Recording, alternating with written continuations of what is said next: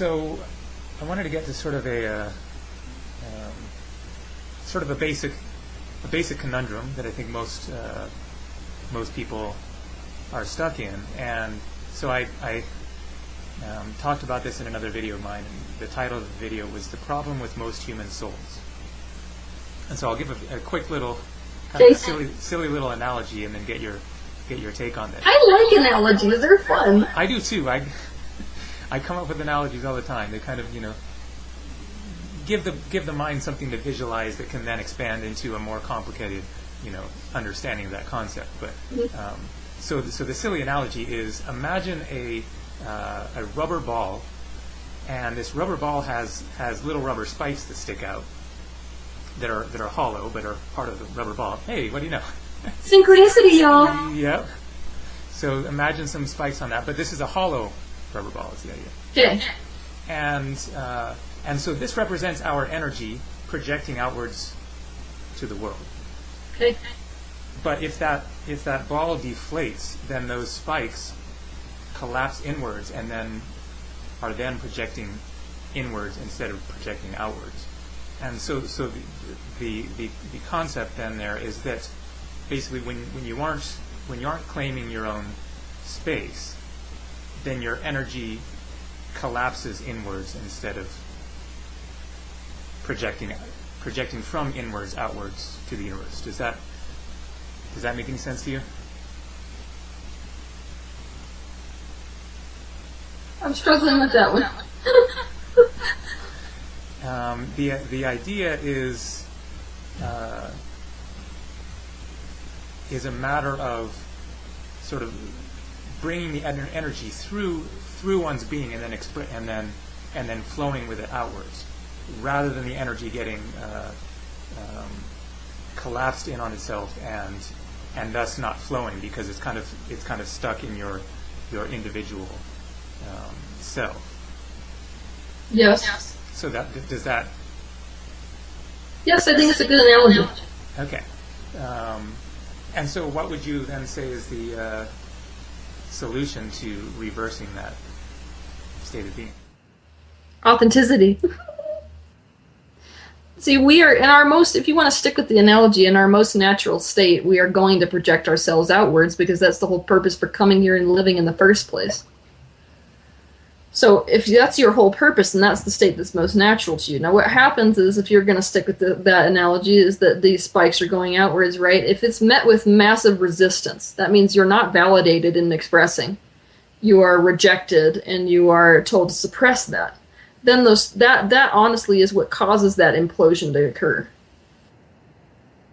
So obviously then what it is that there's some aspect of the self that is unacceptable. That causes the most massive implosion, and it's what causes the subconscious. So honestly, coming into your authenticity, where you're no longer hiding the aspects of yourself you think that are unacceptable, that didn't go anywhere, they're still there, you're more sort of starting to own those things and admit to them. Admitting is the first step. Then it begins to cause the energy to start moving outwards again. It's just a matter of basically intentionally reversing that flow. That's the start. Like, if you want to talk authenticity, let's talk honesty. Now, dishonesty with the self happens most often with our emotions. So you'll see somebody, here's how to implode your ball, right? How to implode your ball is, you're sitting down at a dinner and somebody says something that really hurts you, right? But it's not okay to express that for whatever reason. Maybe you're afraid of conflict, or maybe it's not okay to get angry or feel upset or whatever. So that person says, they can feel that you emotionally withdrew, and they might say something like, well, what the hell's wrong? And you say, nothing, I'm fine, it's great, it's all right. That is a state of inauthenticity. I'm not being honest with myself or you at this moment. Now, being honest with other people, of course, is a byproduct of being honest with the self, but there's nothing worse than not being honest with yourself. What scares me to death, as it applies to people becoming their embodied, realized self, is when people are unaware of the state they're actually in. So, like, if that same person, I could say that thing which I just explained to you in the scenario where I say, no, I'm fine because I'm lying to you. Or I could say, no, I'm really fine because I'm lying to me. That's when you get into serious implosion issues. I have to believe that I'm okay with this. And so even though everything in me is reacting the opposite way, I'm going to deny it. I'm going to suppress it. I'm going to avoid it. I'm going to tell you you're wrong.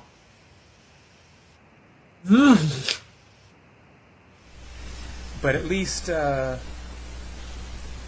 one step in greater awareness in that department could be that even if in that particular scenario you aren't honest with the other person, that you at least become more aware and honest with yourself. Hell yes. Yeah. And I'm all for steps. Steps are good. Yeah. And I think that's actually a good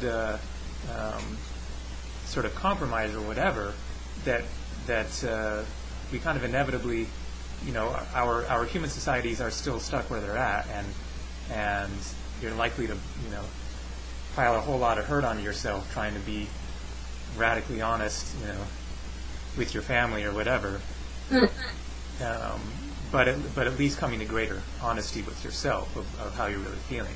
Yes, and of course that statement will change the more that somebody begins to really love and prioritize themselves.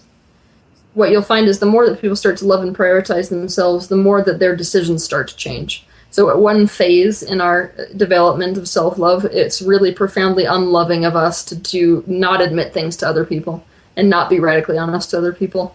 We might find that in our progression, it gets to the point where we have transcended all of that and there's no need. So we get to decide based on where we are at currently what is like the most self-loving thing for us to do. And you're accurate that the most self-loving thing for some people to do in that particular circumstance is to be honest with the self and not others. That was a long-winded way of me validating your thought, but... No, that was good. Yeah, because there are realities that we have to contend with, and the funny thing is that there's a guy, Brad Blanton, who has sort of commercialized the phrase radical honesty, and I think he's doing good stuff. But I felt that he had a bit of a fundamentalist view on it. Of his thing was that he's always going to tell the truth. And I before I even heard of him, actually, I made a video kind of along the lines of what you were, or what both of us were just expressing here, of kind of that, a more nuanced way of being. And then somebody commented on it and said, this sounds like Brad Blanton, or brought up Brad Blanton because of the title, Radical Honesty. And so I decided, what the heck, I'll send him the link to the video. So I found him on Facebook and went ahead. And then, so he wrote back and said, well, I think that's a bunch of bullshit. So he was talking his talk and walking his walk, and being honest.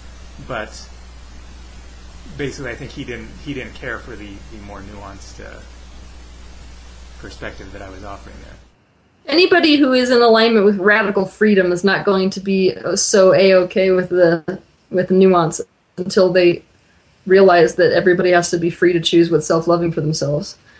Now that, of course, is a slippery slope, because, for some people can choose that something self-loving for themselves that really does super harm to other things. Now, and I can tell you that he's running into the same conundrum that I often run into. Relative to the veganism concept. Yeah, and kind of becoming constricted, basically, in the perspective of it people should be doing this. Well, what it is that it becomes difficult because you can see what's good for ultimate. I can tell you that where he's coming from is ultimately the answer. I'm honestly just gonna straight up tell you, ultimately, if you want to talk about the highest level of our embodiment, then total honesty is the answer, because ultimately, we should, quote unquote, be living in a society where we're not affected by the honesty in the way that we're making it mean that there's something bad or wrong with us. That is a byproduct of the way we are currently being raised by our parents. So once that goes away, that will change. The reason that we have to live in nuance relative to eating meat or nuance relative to honesty right now is because of the effect that our socialization process has had on us. That right now, a great many things which are ultimately the answer are not going to be in alignment with self-love. In fact, they will be quite in alignment with self-hate for a great many people.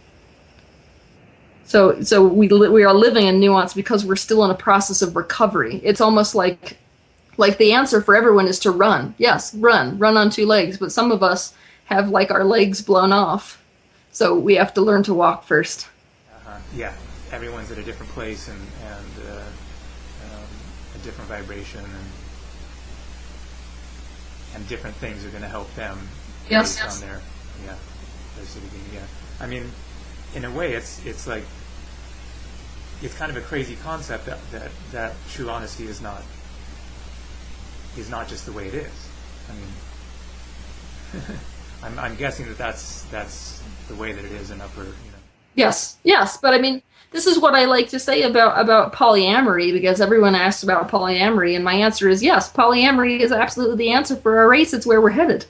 But the reality is that the majority of us cannot remove our self-worth from our partners, and until that's the case, polyamory is about the worst thing you could do for yourself. So we're in one of those sort of steps, And honesty, we're in that step with honesty.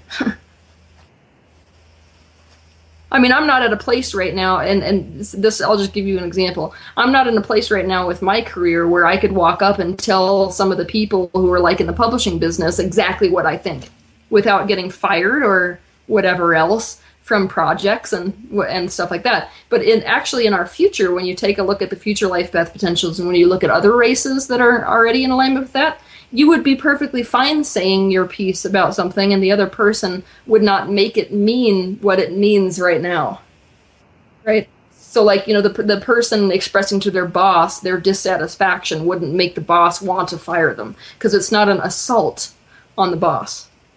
Yeah, because there's too much defensiveness and people take things personally. And yes. Yeah, I think, that's one of the advantages, like, to having a YouTube channel and the comments that you get, have really, for myself, criticism really just, rolls off my back at this point because people have slung everything at me that. Well, you must tell me how you do it sometime, because the honest truth for me is that regardless of how much I've been getting and have gotten over the years, it still doesn't it is decreasing, you're correct. It's decreasing because I've heard it all, but it still doesn't the sting still stings. Yeah. Well, I wonder if, because I know that you get a lot more views than I do, and so you really can't, spend your whole day replying to comments. I don't reply at all. Yeah, exactly. So maybe because I've been more engaged in that regard, then I've kind of, I've shot my stuff back at people and whatever, and maybe I've kind of been in the process a little bit more in that way. Maybe, yeah. Or who knows what else. But I'm always interested if you've got more insight. I mean, I've got so much stuff on my priority list of to talk out of body with people about and to go research about that. It seems like all of these important things just keep getting bumped down the list of more important things. But I'm obviously going to do a lot more stuff on that in the future. But I'm also interested, of course, if you do videos on that kind of stuff as well. It would be really helpful for everybody because being injured by criticism is like a unanimous issue.